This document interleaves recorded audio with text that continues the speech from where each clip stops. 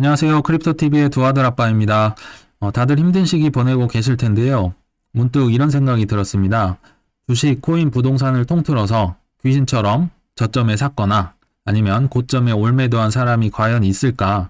그리고 만약 있다면 비결이 뭔지, 그리고 우리가 이걸 따라할 수 있을지 이런 생각에 이번 영상을 한번 만들어 봤습니다. 제가 매일 아침 신문을 보는데요. 약간은 염장을 지르는 기사가 있어서 가져왔습니다. 연초 최고가에 판 사람이 승자, 매도 차익 20억. 마치 짧은 시간에 쉽게 돈을 번 것처럼 이렇게 기사를 썼는데, 물론 이제 대치동 음마 아파트를 1년 5개월 만에 샀다 팔아서 7.2억 수익을 봤다. 그러니까 이런 케이스를 이제 맨 앞에 내세웠죠. 근데 다른 케이스들을 보면 보통 보유 기간이 5년, 6년, 9년 이래요. 그러니까 이렇게 부동산이 장기 보유할 수밖에 없는 상품이기 때문에 피터 린치가 100명 중에 99명이 부동산으로 돈을 벌 수 있다. 다소 이제 과도한 비율을 들어서 얘기를 한 것 같은데, 그만큼 이제 좀 쉽게 본 케이스들, 이 승자 케이스들만 가져왔어도 이들의 보유 기간을 대충 보면 6, 7년은 가지고 있잖아요, 평균적으로. 그래서 부동산이 그래도 좀 그렇게 피터 린치가 그렇게 얘기를 한 게 아닌가 싶고요. 또 매도 차익을 20억 봤다고 하는데, 좋아요, 봤다고 쳐봐요. 근데 이제 1주택자일 경우는 세금을 한 4억 8천 정도 내셨고, 2주택자라고 하면 한 6억 3천 정도를 세금으로 일단 제해야 된다, 이런 얘기를 하는 거고요. 근데 그래도 많이 남았죠. 10몇억 남았을 거 아니에요. 근데 문제는 매도 후에도 다른 아파트를 고점에 매수했을 가능성도 제기된다. 저도 동의를 하는 게, 이분들은 부동산에 어마어마한 믿음이 있으니까 이렇게 많은 돈을 들여서 장기 투자를 하신 거잖아요. 그리고 지금 부동산 시장이 지금 많이 떨어지고 안 좋잖아요. 근데 이게 정말 예외적일 수밖에 없는 게, 보통은 부동산은 안전자산이라고 하고 주식이나 코인으로 돈을 버신 분들이 이제 부동산으로 갈아타죠. 안전자산이니까. 보통은 다들 그렇게 생각하고 있고, 또 이게 지나고 나니까 고점인 거지. 그래서 저희가 아는 거지. 이렇게 더 떨어질지 누가 알았겠어요. 그러니까 이분들이 물론 현금으로 그대로 가지고 있었으면 승자겠지만, 그럴 가능성은 생각보다 낮다고 이제 기사 말미에 이렇게 써놨죠. 근데 그래서 그만큼 버는 것도 물론 이 케이스도 너무 힘들지만 유지하고 이렇게 버티는 것도 꽤 어려웠을 거다, 이런 생각을 들어서 가져왔습니다. 그리고 제가 정말 어렵게 이제 고점에 올 매도를 하셨거나 혹은 올 매도에 가깝게 파신 분들을 정말 1시간에 걸쳐서 2명을 겨우 찾았습니다. 그만큼 없다는 거죠. 근데 그 중에 이제 가장 고점 올 매도에 가까우신 분을 찾았는데, 그분이 바로 개그맨 황현희 씨입니다. 이분은 22년 초에 이제 모든 자산을 웬만한 걸 다 정리를 하셨다고 합니다. 근데 참 이게 쉽지 않잖아요. 올 매도가 이게 가능한가? 근데 일단은 황현희 씨 다들 보셔서 아시겠지만, 저도 많이 봤지만 그래도 이게 가능했던 이유를 두 가지를 이제 정리를 해봤습니다. 첫 번째는 24살에 데뷔를 해서 개콘에서 35세까지 이제 활약을 하시죠. 잘 나가시다가 이제 잘렸죠. 개콘이 없어져 버리니까 이 일을 평생 할 줄 알았는데 퇴출이 되니까 방송도 없고 행사도 없더라. 실업자가 됐다. 그러니까 그 어렵게 갔는데 실업자가 되니까 매일 술을 먹고 맨정신에 잠을 잘 수가 없었다. 정말 엄청난, 좋게 말하면 동기부여가 된 거죠. 그리고 실제로 여러 부자분들, 이제 소수몽키도 있고, 유튜버로 하면 월급쟁이 부자들 TV에 너나이 분도 계시고 여러 분들이 계신데, 약간 비슷한 케이스예요. 열심히 공부해서 대기업에 들어갔어요. 그러면 이제 인생이 좀 보장이 돼야 될 거 아니에요. 근데 첫 월급을 받아 보니까 이거 생각했던 월급이 아니에요. 이걸로는 내가 원하는 삶을 절대 살 수 없다는 걸 첫 월급을 받을 때 깨닫는 거죠. 그래서 이런 깊은 깨달음이 일단은 자극이 있어야 된다. 그리고 이제 두 번째 이게 가능했던 이유는 다시 돈을 벌어야 되잖아요. 그래서 공부를 하셨는데 온갖 책을 읽기 시작했다. 최소 150권은 읽었다. 그리고 바로 투자에 들어가지 않고 2년을 이렇게 공부했다. 하루에 기사를 1000개씩 읽었다. 물론 공부도 놀라운데 이렇게 공부를 했으면 막 써먹고 싶을 거 아니에요. 바로 투자에 들어가지 않고 근데 2년을 이렇게 공부했다. 야, 전 여기가 감동을 받았습니다. 정말 공부했으면 막 써먹고 싶고 막 떨어지면 막 사고 싶고 했을 텐데 그렇게 기다렸다고 합니다. 부동산이나 주식으로도 모두 돈을 버셨고 이 세상 모든 유튜브를 다 봤다. 물론 저도 투자 유튜브 많이 보지만 세상 모든 유튜브를 다 봤다고는 할 수가 없죠. 근데 그만큼 자신 있는 거예요. 정말 나보다 공부 많이 한 사람 없다. 나와봐라. 하루 8시간씩 공부했다. 그리고 19년 12월까지 주식 투자를 꾹 참았다. 19년에 코스피 보시면 아시겠지만 그때도 뭐 위기였다 그러고 뭐 위아래로 왔다 갔다 하고 난리였는데 결국은 코로나가 발생한 20년 3월까지 참은 겁니다. 그러다가 이제 책에서 봤던 그 유명한 하락장, 공포의 뭐 저점에 살아, 뭐 유튜브에서 보고 기사에서 봤던 그 케이스가 실제로 나오기 시작한 거죠. 그래서 책에서 봤던 그 경우가 나오니까 이때 하락장을 보면서 돈을 넣기 시작을 한 거죠. 그러니까 공부도 공부인데 이렇게 기다릴 수 있었다는 것도 정말 엄청난 분 같습니다. 그럴 자격이 있다고 생각이 들고요. 이제 두 번째 분을 한 명 제가 더 찾았는데요. 92년생 파이어족 한정수라는 분입니다. 이분은 이제 이분도 많이 유명해진 것 같아요. 지금은. 근데 이분은 22년 이제 12월 기사를 가져왔는데 정확하게는 올 매도는 아니고 80% 정도를 매도를 하시고 이분은 비트나 이더로 돈을 버신 분인데 아직도 20%는 장기 투자를 하려고 가지고 계신다고 합니다. 근데 35억을 벌었다. 그러니까 뭐 35억 별거 아니지 않냐 뭐 하실 수도 있는데 이분은 92년생입니다. 30살에 본인이 뭐 하셨는지 생각해보면 아 이분 대단한 분이구나 이제 생각을 할 수가 있고요. 이분도 어떻게 돈을 벌었나 봤더니 정말 똑같은 얘기를 해요. 공부하는 걸 워낙 좋아한다. 공부하려고 노력한다. 시중에 나온 웬만한 투자책들은 거의 다 찾아 읽고 해외 자료 뭐 여러 소스 적극적으로 찾아 공부했다. 황현희 씨랑 똑같은 얘기 하는 거죠. 그리고 오랜 기간 준비하고 내공을 쌓으면서 타이밍을 잘 기다립니다. 이것도 황현희 씨랑 똑같은 얘기 하는 거죠. 2년을 참았다고 하는데 이분도 얼마나 참으셨는지 하여튼 준비하고 하면서 딱 한 번의 타이밍을 찾는 거죠. 그리고 그래서 다른 경쟁자들이 무너질 타이밍, 이제 손절하고 뭐 인간지표 나오고 뭐 파산하고 이럴 때 이제 갈고 닦았던 실력을 발휘를 하신 거죠. 그리고 두 번째로 부자들의 공통점을 제가 보니까 자신의 실수를 열심히 복귀하더라. 이분들이 실수 안 했겠냐 이 말이에요. 황현희 씨도 그렇고. 근데 지금 많이 보잖아요. 주위에서 원망하고 니 때문이라 그러고 누가 뭐 시켰어요. 뭐 대출받아 사라고 시킨 것도 아닌데 본인이 그렇게 해놓고 이제 남 탓만 하는 거죠. 공부는 죽어도 안 합니다. 근데 부자들은 결국 자신의 실수를 복귀하더라. 아, 나 분할 매수 하려고 했는데도 이제 빨리 이제 현금이 뭐 빨리 없어졌다든지 이런 실수를 복귀를 해보는 거예요. 아니면 뭐 분할 매수를 못했든지 뭐 분산화를 못 시켰다든지 뭐 이런 것들에 대해서 인정을 실수를 하셔야 된다. 이 얘기를 또 드리고 싶었고요. 다른 기사 하나를 더 가져와 봤어요. 21년 4월 그 유명한 알트코인 불장이었을 시기인데요. 그러니까 이분은 코인으로 돈을 버셨으니까 여기저기 이제 인터뷰를 다니셨던 것 같아요. 그래서 작년 기사를 또 가져와 봤는데 종잣돈 5천만 원으로 이제 코인 투자해서 22억. 그때 당시는 아까 35억이었는데 21년도에는 22억이었나 봅니다. 근데 어떻게 비중이 어떻게 되냐? 그러니까 뭐 현재 자산의 70%가 코인이다. 뭐 이런 건 놀랍지 않은데 제가 놀랐던 거는 비트코인을 400만 원대에 샀다. 이더리움은 10만 원대부터 샀다.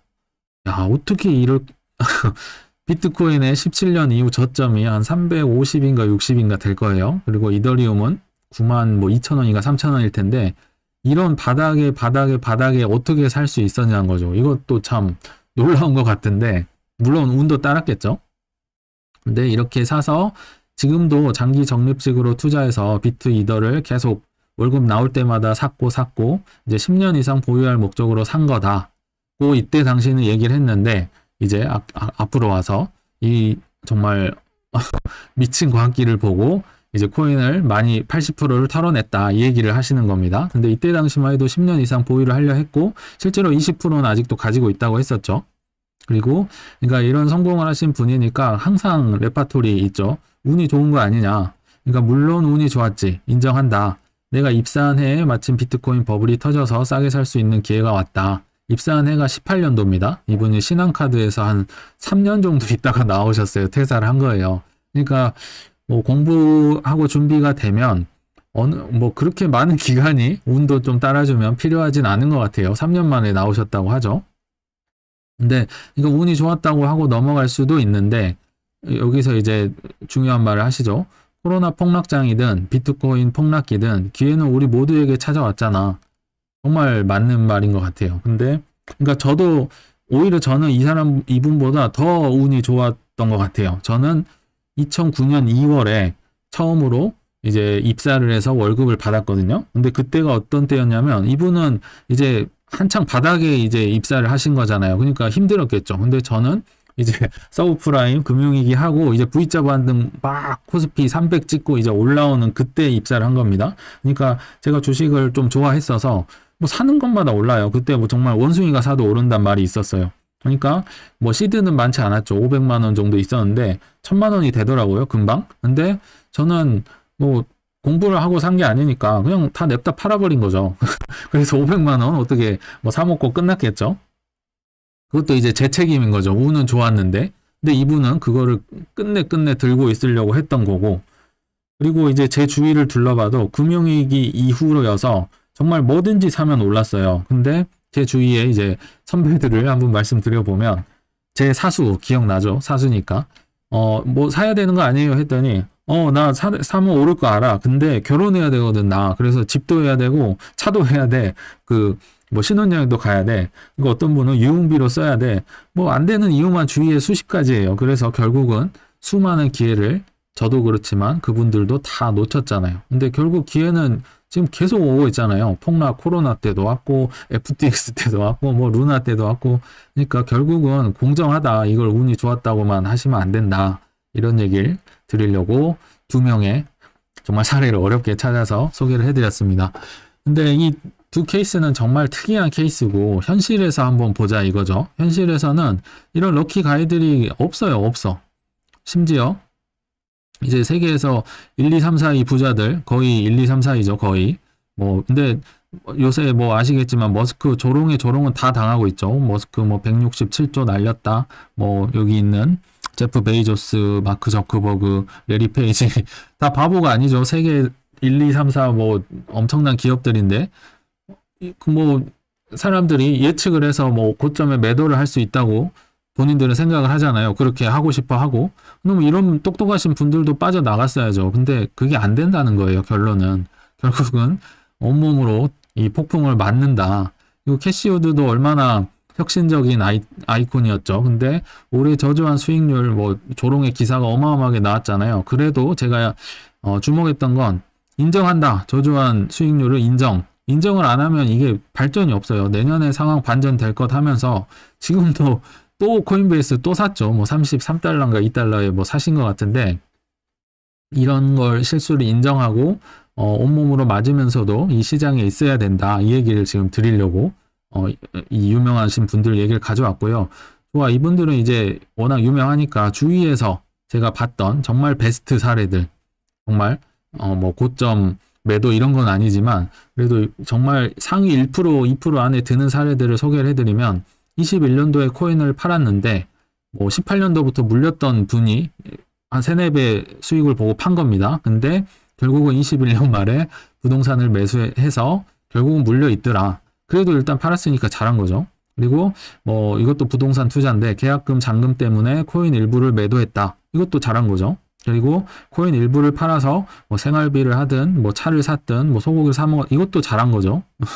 그리고 네 번째로 부동산 다주택자가 물론 돈을 많이 벌었겠죠. 근데 지금도 다주택자면 굉장히 힘들겠죠. 근데 이런 케이스가 주위에 거의 1%, 2% 상위이신 분들의 케이스인 겁니다. 그러니까 이 이상은 없어요. 없어. 그 앞에 있었던 두 분의 케이스는 없는 겁니다. 그래서 그런 거 잊어라 이 얘기를 드리려고 가져온 겁니다.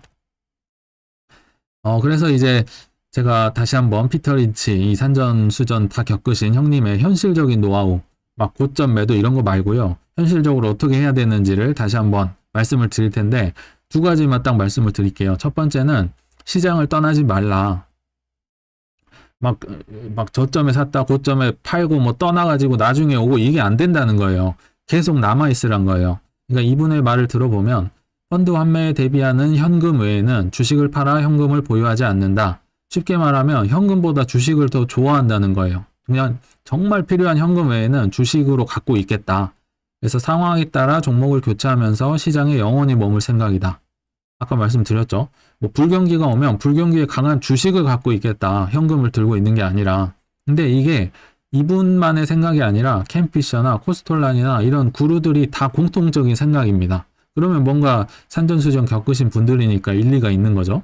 그리고 공통적으로 이분들은 손절매, 스탑로스, 10% 떨어지면 팔고 이런 거 차트, 엘리어 파동, 헤드앤숄더 엄청 싫어합니다. 왜 싫어하는지는 한번 다시 생각을 해보시면 좋을 것 같고, 이제 매매의 최적 시점은, 그러니까 언제 사고 팔고 이런 걸 얘기하는 걸 별로 좋아하진 않는데, 그래도 내가 평생을 주식을 하면서 겪어보니까 주식을 헐값에 살 수 있는 두 종류의 기간이 있더라. 거의 이거는 약간 100%는 아니지만 100%에 가깝다고 얘기를 해주시는 거예요. 첫 번째는 기묘한 연례 행사가 있더라. 연말에 절세 매도 시기, 특히 10월에서 12월에 절세한다고 엄청 좋은 주식들을 팔아 제끼더라. 근데 나는 그게 이해가 안 되더라. 그러니까 세금 공제 손실, 그러니까 쉽게 말하면 세금을 안 내려고 손실 보는 주식들을 이제 팔아버리는 거죠. 나중에 다시 사긴 하겠지만. 그래서 헐값에 이제 좋은 주식들이 이때 나오는데 나는 세금 한다고 하면서 손실을 보면서 좋다고 하는 게 이해가 안 된다. 어찌됐든 이때는 사기 좋은 시절이다. 요새 같은 시절이 12월 요럴 때인 거죠. 그리고 두 번째 시기는 몇 년마다 발생하는 거품 붕괴, 일시적 하락, 대폭락 기간. 비트코인 이번에도 수없이 나왔죠. 항상 400 몇 번 죽었다면서요. FTX나 루나나 여러 개 있었고, 코로나 대폭락도 있었고, 지금도 폭락 기간이죠. 그러니까 몇 년마다 발생하는 이런 기간을 잘 활용하셔라. 이 얘기를 이제 피터 린치 형님이 말씀을 하시는 겁니다. 근데 그렇게 보고 있다가 또 기사를 보는데, 야, 참 놀라운 게 배당락은 저가 매수 기회, 개인 1.6조 샀다. 이런 기사가 나온 거죠. 그러니까 결국은 피터 린치 형님이 얘기한 연말 절세 기간이죠. 지금 12월 말이. 거기에 대폭락 이미 왔었죠. 몇 번 쓸고 갔죠. 게다가 배당락. 그러니까 12월 28일 날 들고 있으면 배당을 안 줍니다. 그 전에 들고 있었어야 주는 거죠. 그러니까 이제 필요 없으니까 던지는 거죠. 그리고 세금도 피해야 되고 정말 완벽한 지금 세 개가 어우러지는 시기가 지금이 아닌가 싶어서 이것도 한번 말씀을 드리려고 이 기사를 가져왔습니다. 대신에 피터 린치가 그렇게 잘 나가는 마젤란 펀드의 수장이었음에도 불구하고 이분도 우리랑 똑같은 실수하는 사람이다. 이 얘기를 다시 한번 드리려고 가져왔어요. 이분이 했던 말 중에 장담했던 말이 있어요. 우리가 항상 하는 말이죠. 내릴 만큼 내렸으니 더는 안 내린다. 이만큼 떨어졌는데 더 떨어진다고? 말도 안 된다. 피터 린치도 똑같은 사람이란 걸 보여드리려고 가져온 건데 1971년에 카이저 인더스트리라는 우량주, 그러니까 피터 린치가 확신하는 코인으로 하면 이더, 리플 이 정도 되겠죠. 이런 우량주가 25달러에서 13달러로 떨어집니다. 그러니까 피터 린치 입장에서는 물론 이 71년도가 일단 약간 초기긴 합니다. 피터 린치 경력 기간에서. 그래도 반토막이 날 때까지 이제 참고 있었잖아요. 그러니까 참을 만큼 참았다죠. 예를 들어 비트코인이 8천만 원이었는데 4천만 원으로 떨어진 거예요. 그것도 대단한 거죠. 근데 이제 11달러가 오니까 참질 못합니다. 예를 들면 비트코인 3,500만 원 된 겁니다. 그러니까 500만 주를 매수를 하는데 이게 완전 거의 풀매수예요. 아메리칸 증권거래소 역사상 최대 규모. 왜냐하면 이때 당시 피터 린치가 이 주식은 절대로 10달러 밑으로 내려갈 수 없다고 인터뷰도 하고 글도 쓰고 하지 말아야 할 단어를 썼죠. 절대라는 말을 쓰시면서 여기저기 얘기를 하고 다니셨습니다. 근데 이게 웬걸 8달러가 옵니다. 그러니까 이제 급기야 어머니한테 전화를 걸어서 이 주식을 사라고 권유를 합니다. 이유는 7.25달러 이하는 불가능이다. 절대 안 떨어질 겁니다. 하면서요. 다행히 어머님은 사진 않으셨다고 합니다. 네 번째로 1973년에 카이저는 이제 7달러, 6달러, 4달러까지 추락을 합니다. 4달러가 오니까 이제 이 말이 맞아 떨어지죠. 내릴 만큼 내렸으니까 더 안 내려가 입증이 됐습니다. 물론 이 주식은 좋은 주식이니까 나중에 30달러까지 올랐다고는 하는데 피터 린치 멘탈은 박살이 나고 공포에 질렸고 이미 어마어마한 고통을 몇 년을 겪은 거죠. 71년인데 73년이니까 2년 동안 겪은 거죠. 그래서 다시는 내 이런 말을 안 한다. 이거는 믿을 수 없는 말이다. 이런 얘기를 하셨다고 합니다. 그런 거 보면 참 구루들이 하는 모든 격언들은 본인이 겪었던 거예요. 실패해서 겪었고 다 그런 경험에서 나오는 말이라는 거를 참고하시면 좋을 것 같습니다. 그래서 결론은 우리는 고점 올매도를 하고 싶어요. 저도 하고 싶어요. 근데 이거는 욕심이라는 거죠. 결국은 공부하며 시장에 살아남아 있다 보면